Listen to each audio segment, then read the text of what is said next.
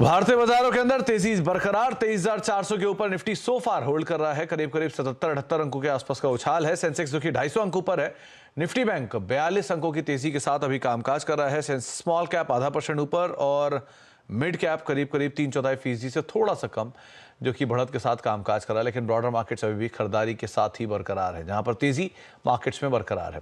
अच्छी तेजी है शुगर स्पेस के अंदर, जो कि आज ब्रॉडर मार्केट्स में चल रहा है। इंश्योरेंस स्पेस के अंदर जहां पर खरीदारी देखने को मिल रही है, जिसमें हम बातचीत भी करेंगे। लेकिन पहले मार्केट्स पे एक व्यू ले लेते हैं। रूपक डे हमारे साथ मौजूद हैं, senior technical analyst LKP securities के। रूपक सर नमस्कार, स्वागत है कार्यक्रम में। मार्केट्स में ब्रॉडर मार्केट्स खरीदारी के साथ हैं, इंट्रिंसिक स्ट्रेंथ बनी हुई है, प्रॉफिट टेकिंग हायर लेवल से रोज हम देखते ही हैं थोड़ी बहुत, लेकिन फिर भी 23,400 को इंडेक्स होल्ड कर रहा है। क्या करें? मुझे लगता है कि 23,400 के आसपास इस बार एक्सपायरी होगा कि मोटा मोटी फ्लैट एक्सपायरी एक्सपेक्टेड है। नीचे 23,350 से लेकर 23,300 का एक सपोर्ट है, वहां पे जाके एक बार कॉल लेना चाहिए और हाई लेवल पे 450 के आसपास पुट लेना चाहिए। मेरे ख्याल से एक बार फ्लैट क्लोजिंग देगा। बैंक निफ्टी में तो एकदम ट्रेंड है नहीं, ओवरऑल सेंटिमेंट दिख रहा है निफ्टी के बाहर ही। और निफ्टी बैंक के केस में 49,900 के आसपास है। ये 50,000 वापस रिज्यूम करेगा, आपको लग रहा है? नहीं, एक्चुअली रेजिस्टेंस है 50,300 का। 300 के ऊपर अगर सस्टेन किया तो बैंक निफ्टी पे स्ट्रॉन्ग रैली टुवर्ड्स 51,000 तक देखने को मिल सकता है। बट फिलहाल मेरे ख्याल से 49,700 50,300 के बीच में ही घूमेगा। लगातार 7वां दिन है जबकि मिड कैप में एक अच्छी बाइंग देखने को मिल रही है।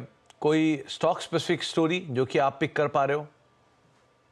जैसे आपने बताया कि शो का शुरुआत में चीनी स्टॉक में, शुगर स्टॉक में बाइंग आ रहा है, तो मेरा एक पिक है बलरामपुर चीनी। इसने एक लॉन्ग कंसोलिडेशन पैटर्न का ब्रेकआउट दिया, तो अपसाइड में मेरे ख्याल से जाना चाहिए 460 तक वेरी शॉर्ट टर्म में, और नीचे एक सपोर्ट रहेगा 419 का, 419 का सपोर्ट पे। दूसरा कॉल रहेगा जी, दूसरा रहेगा अंबुजा सीमेंट स्टॉक में भी कल का सत्र में हम लोग बाइंग देखे तो आज थोड़ा धीमा है, बट एक बार रिकवरी आना चाहिए। अपसाइड में 685 690 तक जा सकता है अंबुजा सीमेंट, और नीचे एक सपोर्ट हो जाएगा 654 का। अंबुजा सीमेंट 654 का एक सपोर्ट स्टॉप लेके आप लॉन्ग साइड पे देख सकते हैं। दूसरा बलरामपुर चीनी, क्योंकि आप चीनी की बात कर रहे हैं, सो इसलिए कैश मार्केट के शेयरों में एक बार नजर डालिए। द्वारकेश उगर, अवध शुगर, राणा शुगर, शक्ति शुगर, सब में एक अच्छा मूव है। कैश मार्केट के शेयरों में से कोई नाम? कैश मार्केट मुझे अच्छा लग रहा है, एक स्टॉक अच्छा लग रहा है, प्राज इंडस्ट्रीज।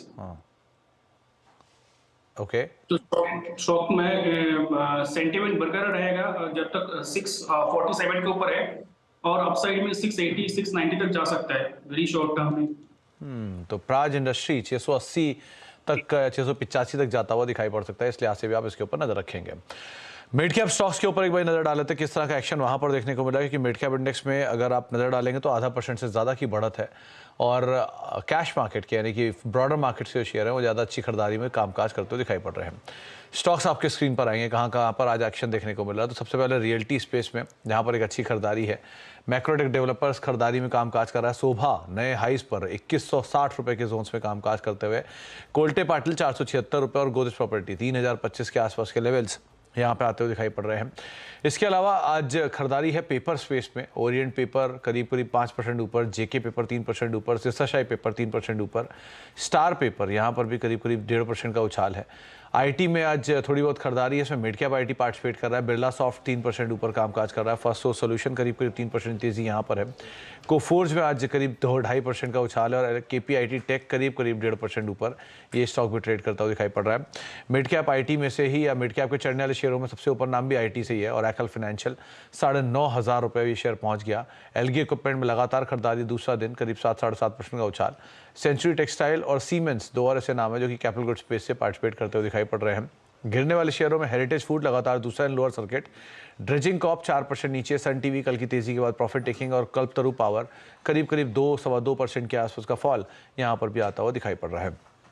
रूपक सर, इनमें जो 2-3 नाम बात करने लायक है उसमें आईटी स्पेस, पहले तो आप मिड कैप आईटी देखिए। ओरेकल फाइनेंशियल 8% ऊपर, बिरला सॉफ्टवेयर खरीदारी है, परसिस्टेंट तेज है, कोफोर्ज तेज है। इनमें से कोई नाम जो आप पिक कर रहे हो?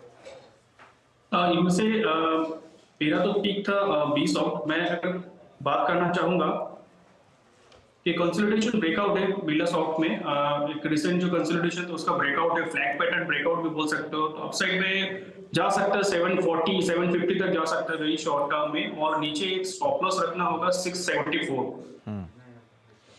तो आप बिरला सॉफ्ट में एक बढ़िया ब्रेकआउट देख रहे हैं, इसके ऊपर भी आप नजर बना सकते हैं। दूसरा एक सब सेक्टर में आता है पेपर स्पेस। आज जेके पेपर हो, सिसाशाही पेपर हो, हुतामाकी पेपर हो, सब में ही खरीदारी है।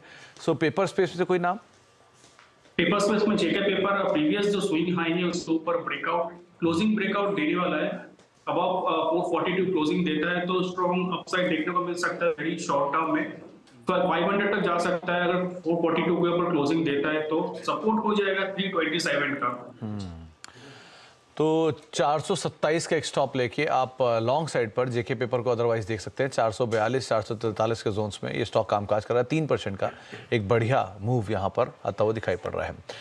इसके अलावा आप बात करते हैं एक और इम्पॉर्टेंट खबर की, जहाँ पर रेगुलेटर IRDAI ने स्पेशल सरेंडर वैल्यू पर नया फ्रेमवर्क जारी किया है।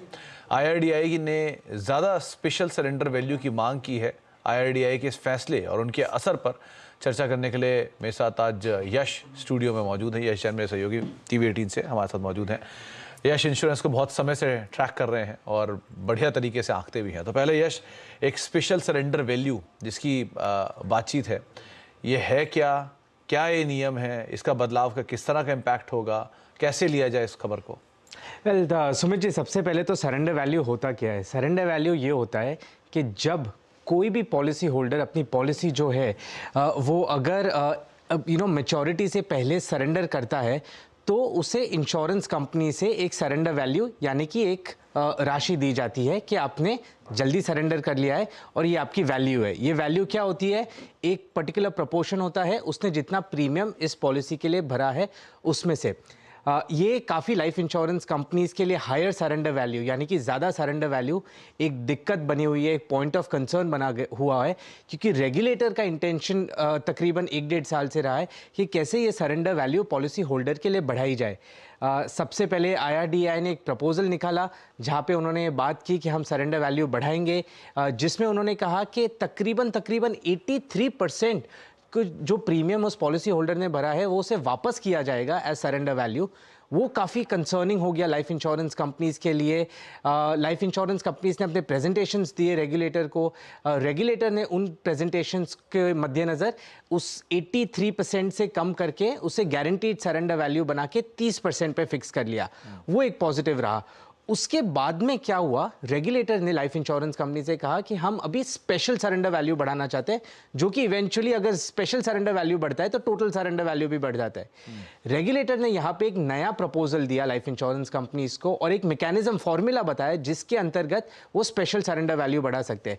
दिक्कत ये रही कि अगर ये स्पेशल सरेंडर वैल्यू बढ़ता है, जो कि IRDAI ने कहा वापस 82% पे पहुंचाएंगे, ये वापस एक पॉइंट ऑफ कंसर्न आ गया। कंपनीज ने काफी रिलैक्सेशंस मांगे। आज फाइनल रेगुलेशन आया है, एक छोटा सा रिलैक्सेशन दिया गया है जो कि 82% जो स्पेशल सरेंडर वैल्यू था उसे अभी 78% कर देता है। फिर भी एक बड़ा कंसर्न है क्योंकि अगर 10,000 रुपया कोई प्रीमियम भरता है साल का और फिर सरेंडर करता है तो उसे 7,800 रुपये वापस दिए जाएंगे, यानी 78%। ये एक बड़ा दिक्कत है इंश्योरेंस कंपनीज के लिए क्योंकि उनके एक्सपेंसेस बढ़ जाएंगे। एक्सपेंसेस बढ़ेंगे तो उनके value of new business margin है उस पे एक नेगेटिव इंपैक्ट आएगा। सबसे ज्यादा इंपैक्ट आएगा HDFC लाइफ और मैक्स फाइनेंशियल सर्विसेज पे, क्योंकि ये दो कंपनीज का एक्सपोजर नॉन पार्टिसिपेटिंग सेगमेंट में सबसे ज्यादा है और वही सेगमेंट है जिसमें हाईएस्ट सरेंडर्स देखे जाते हैं। तो यश, क्योंकि आपने कहा कि इम्पैक्ट आएगा HDFC लाइफ में, HDFC लाइफ के मैनेजमेंट ने भी बोला कि कुछ प्रेशर आएगा मार्जिन को लेकर, लेकिन उसके उलट स्टॉक आज तेजी रिएक्ट कर रहा है, इसको कैसे समझें?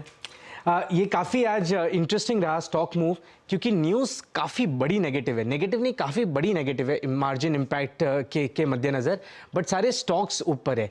इसका एक सिंपल एक्सप्लेनेशन ये है क्योंकि ये सारे स्टॉक्स जो है HDFC Life, Max Financial Services, ICICI Pru Life, SBI Life अपने हिस्टोरिक लो वैल्यूएशंस पे ट्रेड कर रहे हैं। ये जो स्टोरी आज फाइनल ऑर्डर आया है ये हमने कुछ दिनों पहले रिपोर्ट कर दिया था, तो ये प्राइस में काफी हद तक फैक्टर इन हो गया था। दूसरा रीजन ये है कि अभी तो ये आ गया, अभी हमें नेगेटिव डेविल जो है वो हमें मालूम है क्या है। अभी मार्केट की नजर रहेगी कि कैसे स्ट्रैटेजीज कंपनीज डेवलप करती है, इसका जो इम्पैक्ट है, नेगेटिव इम्पैक्ट, उसको कम करने पे। तो सारी मार्केट का ध्यान अब उस पे कम करने पे रहेगा। HDFC लाइफ ने कहा कि हमारे पे 80 से 100 बेसिस पॉइंट्स का इंपैक्ट आएगा।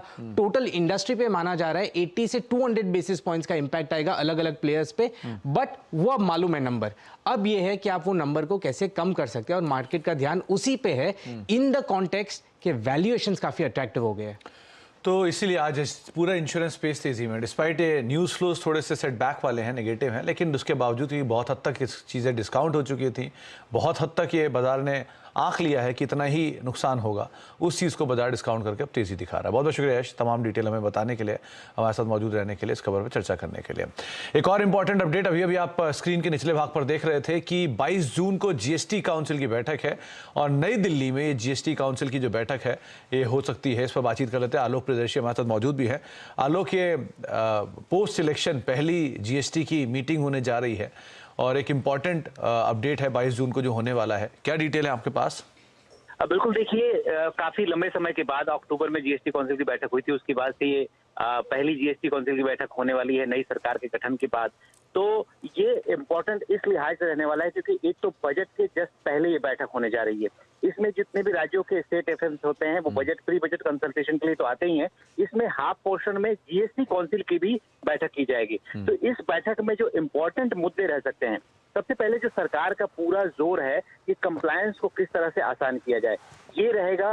दूसरा जो बड़ा मुद्दा रहेगा वो रह सकता है कि जो MSME के लिए 45 डेज का रूल, जिसको लेकर काफी हंगामा भी हुआ, विरोध प्रदर्शन भी हुआ, जिसकी वजह से जो MSME के पेमेंट को जल्दी दिलाने के लिए सरकार ने नियम लगाया था कि इनकम टैक्स में उसको तब तक एग्जम्पशन नहीं मिलेगा जब तक आप अपना अकाउंट पिछले साल सेटल नहीं करते। तो उसको लेकर काफी हंगामा हुआ था। उसको लेकर सरकार ने MSME को आश्वासन भी दिया था कि जब भी बजट सेशन आएगा हम उसको विचार करेंगे, और विचार करके हम इसको ठीक करेंगे, करेक्ट करेंगे। तो उम्मीद की जा रही है कि जो ये GST काउंसिल की बैठक होगी, इसमें सरकार एक कोई फैसला लेगी, जिसके बाद अगले जो बजट पेश किया जाएगा उस दौरान जो इनकम टैक्स में जो रूल्स है, उस रूल्स में जो सेक्शन 43BH है, जिसके जरिए 45 रूल्स के डेट को इम्प्लीमेंट किया गया है, उसमें बदलाव किया जा सकता है।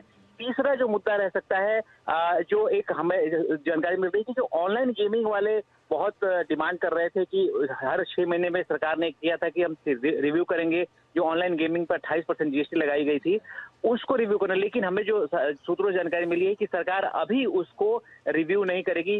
जो बजट के बाद GST काउंसिल की बैठक होगी उसमें ऑनलाइन गेमिंग को लेकर जो रेट्स हैं उसको रिव्यू करने का फैसला होगा, क्योंकि अभी तक जो रेट्स रिव्यू करने वाली जो कमेटी है उसका गठन भी नहीं हुआ है। लिहाजा कुछ राज्यों में जब चुनाव हो गए हैं और कुछ मंत्री बनेंगे तो इस कमेटी मेंबर होंगे। तो ये 3 मुद्दों पर सरकार का फोकस रह सकता है, और खास तौर से कंप्लायंस आसान बनाने के लिए, कारोबारियों की दिक्कतों को आसान बनाने पर इस GST काउंसिल की बैठक में पूरा फोकस रहेगा। बहुत बहुत शुक्रिया आलोक, ये तमाम डिटेल हम तक पहुंचाने के लिए। आगे चल के भी आपसे हम इस पे और समय समय पर बातचीत करते रहेंगे, लेकिन अभी के लिए बहुत बहुत शुक्रिया।